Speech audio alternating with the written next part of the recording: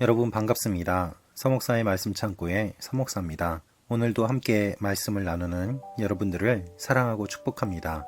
좋아요와 구독을 눌러주세요.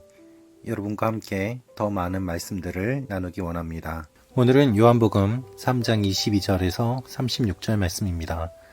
오늘은 예수님께서 세례를 베푸실 때 예수님 근처에서 세례를 주던 세례 요한의 제자들이 요한에게 나와 질문하는 내용입니다. 요한은 자신의 제자들에게 예수님이 어떤 분인지 바르게 설명하고 있습니다. 오늘 이 말씀을 통해서 우리가 주님 앞에서 어떠한 자세를 취해야 하는지 그 내용을 함께 묵상해 보기를 원합니다. 22절 말씀입니다. 그 후 예수께서 제자들과 함께 유대 지방으로 가셔서 거기서 얼마 동안 제자들과 함께 머무르시며 세례를 주셨습니다. 요한도 살렘 가까이에 있는 에논에서 세례를 주고 있었습니다. 그곳에는 물이 많았기 때문입니다. 사람들이 나와 세례를 받았습니다.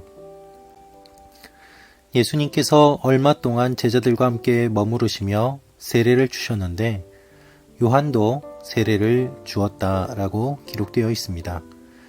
사실 요한이 먼저 세례를 베풀었습니다.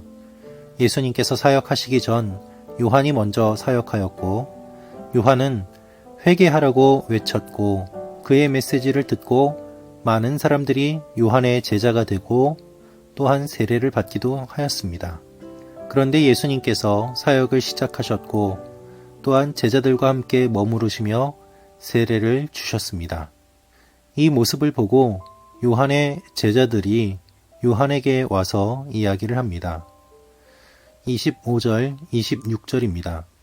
요한의 제자들 중 몇 사람과 어떤 유대 사람 사이에 정결의식과 관련해 논쟁이 붙었습니다. 요한의 제자들이 요한에게 와서 말했습니다. 랍비여, 전에 요단강 건너편에서 선생님과 함께 계시던 분, 선생님이 증언하셨던 그분이 지금 세례를 주고 있는데 사람들이 다 그분께로 가고 있습니다. 요한의 제자들이 봤을 때 요한은 예수님과 경쟁하는 모습처럼 보였을 수도 있습니다. 사실 요한이 의도한 것은 아니었지만 요한이 먼저 세례를 베풀었고 예수님이 그 뒤에 세례를 베푸셨기 때문에 예수님과 요한의 관계를 경쟁 관계처럼 오해했던 것입니다. 그들이 정결 예식과 관련하여 논쟁을 일으켰지만 어떤 내용인지는 정확하게 나와 있지 않았습니다. 그러나 예수님의 세례를 보고 또한 요한의 세례를 보면서 요한의 세례가 맞는지 예수님의 세례가 맞는지 물어봤던 것 같습니다. 그래서 요한의 제자들이 요한에게 와서 말을 하고 있는 것입니다. 아마도 예수님께서 세례를 베푸시는 모습을 보고 사람들은 예수님의 세례가 더 능력이 있고 좋다고 생각을 했던 것 같습니다. 그래서 26절에 기록되어 있는 것처럼 예수님이 세례를 주고 있는데 사람들이 다 그분께로 가고 있다고 말하고 있는 것이죠. 요한의 제자들이 봤을 때 예수님께서 요한의 사람들을 빼앗아 가고 있는 것처럼 생각했던 것 같습니다. 그러나 요한의 대답은 제자들의 생각과 달랐습니다. 27절에 요한은 이렇게 이야기합니다. 이 말에 요한이 대답했습니다. 하늘에서 주시지 않으면 사람은 아무것도 받을 수 없다. 내가 전에 나는 그리스도가 아니고 그분보다 앞서 보냄을 받은 사람이다 라고 한 말을 증언할 사람들은 바로 너희다. 여러분, 요한은 지금 예수님의 모습을 바라보며 오히려 기뻐하고 있습니다. 질투하지 않습니다.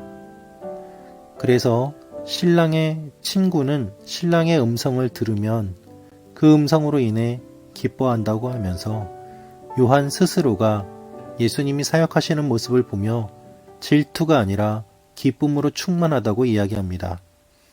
요한의 이야기는 30절에 절정을 이루고 있습니다. 그분은 흥해야 하고 나는 쇠해야 한다 라는 것입니다. 이 말의 원어는 반드시 그렇게 되어야 한다 라는 의미가 있습니다. 즉, 예수님은 반드시 흥하여야 하고 나는 반드시 약해져야 된다 라는 것입니다. 예수님과 자신을 대조하면서 극단적으로 표현하고 있습니다. 이것이 요한의 모습이었습니다. 요한은 예수님께서 하늘에서 오셨음을 잘 알고 있습니다. 그리고 또한 예수님의 말씀을 사람들이 받아들이지 않는 것도 잘 알고 있습니다. 예수님의 말씀을 받아들인 사람은 하나님의 백성이 되고 또한 영생을 얻을 것을 그는 잘 알고 있습니다. 34절, 35절에 이렇게 기록되어 있습니다. 하나님께서 보내신 그분은 하나님의 말씀을 전하신다. 그것은 하나님께서 그분에게 성령을 한없이 주셨기 때문이다. 아버지께서는 아들을 사랑하셔서 모든 것을 아들의 손안에 맡기셨다. 36절은 이렇게 기록되어 있습니다. 아들을 믿는 사람에게는 영생이 있다. 그러나 아들에게 순종하지 않는 사람은 생명을 보지 못하고 도리어 하나님의 진노를 받게 된다. 요한은 예수님의 길을 준비한 사람입니다. 요한은 예수님의 사역을 기뻐한 사람입니다. 그가 지금까지는 세례를 베풀며 자신에게 많은 제자들이 따랐지만 이제는 예수님에게 많은 사람들이 따라가는 것을 보고 오히려 기뻐하고 있습니다. 이것이 사역자의 모습입니다. 여러분, 우리는 어떻습니까? 우리는 주님을 믿는다고 하지만 실은 내 욕심을 채우고 내 이름을 내세우려고 할 때가 얼마나 많이 있습니까? 주님의 일을 한다고 하지만 실은 주님의 일이 아니라 나의 사역이 될 때가 얼마나 많이 있습니까? 주님을 높인다고 입술로는 고백하지만 마음으로는 주님을 낮추고 주님과 내가 오히려 경쟁 상대가 되는 일이 얼마나 많이 있습니까? 특별히 목회자들에게 이러한 일들이 많이 일어납니다. 강단에서 설교를 하다 보면 주님은 뒤로 물러서 계시고 자기 자신을 드러내고자 몸부림치는 사람들이 있습니다. 그래서 기도가 더욱더 필요한 것입니다. 사역자의 모습, 우리 그리스도인들의 모습은 어떠한 것이어야만 하겠습니까? 주님이 드러나고 우리는 사라지는 것입니다. 그것이 우리가 지음받은 목적이요. 우리가 우리 스스로를 낮출 때에 주님이 우리를 높여 주십니다. 우리가 우리 스스로를 높이면 주님은 우리를 낮추시고 우리가 스스로를 낮추면 주님이 우리를 높여 주시는 것이 영적인 원리입니다.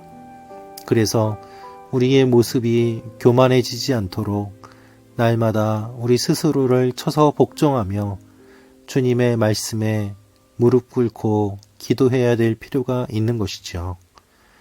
여러분, 주님은 하늘에서 오신 분입니다. 하늘에서 오신 분을 땅에서 태어난 우리가 어떻게 이길 수 있겠습니까? 그분보다 어떻게 높아질 수 있겠습니까? 우리는 아무것도 할 수 없습니다. 하나님께서 그 아들에게 모든 것을 맡기셨습니다. 그래서 예수님에게 모든 영광이 있고 예수님에게 생명이 있고 예수님을 믿음으로 말미암아 주님의 영광과 생명을 맛볼 수 있는 것입니다. 이 땅에 자신이 메시아라고 하는 사람들이 많이 있습니다. 그들은 모두 다 심판받을 것입니다. 주님보다 높아진 존재들은 주님의 날에 모두 다 낮아질 것이고 주님 앞에 낮아진 사람들은 주님의 날에 주님께서 높여 주실 것입니다. 우리는 어떠한 모습으로 있습니까? 입술로만 낮아진다고 고백하고 있지는 않습니까? 마음 깊은 곳에서부터 주님만을 높이는 삶을 살고 있습니까?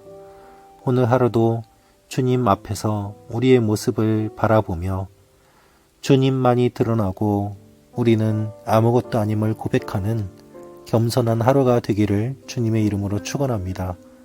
그럴 때 주님께서 우리를 기억하고 우리를 높여 주실 것입니다. 기도하겠습니다. 주님, 세례 요한은 질투하지 않았습니다. 우리도 질투하지 않게 하여 주옵소서. 주님과 경쟁하는 것이 아니라 주님만을 높이며 우리를 낮추는 하나님의 사람들이 되게 하여 주옵소서. 예수님의 이름으로 기도합니다. 아멘.